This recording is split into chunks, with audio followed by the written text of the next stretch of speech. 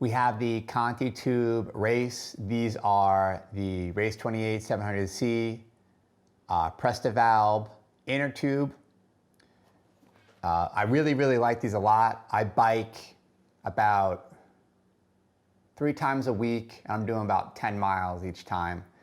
These things last. These are really, really good. I'm not a crazy biker though. I don't, I'm not out there every day. I'm not going, 50 miles, 60 miles. My bike is very, very old. I have a bike from like 1994 or something like that. But I purchased these tubes. I have a whole bunch of these, and I have some on my bike just in case I get a flat or something like that. My inner tube bursts. But I really do like these a lot. They're very easy to install. They do have instructions on the back, but I don't think that helps. You just look up a YouTube videos and they'll tell you how to install the tube. But yeah, overall, I think it's a good quality tube at a fair price point. And these are one of those things that you're going to be ordering a lot of these, especially if you're going to be riding through the years. So definitely recommend this company.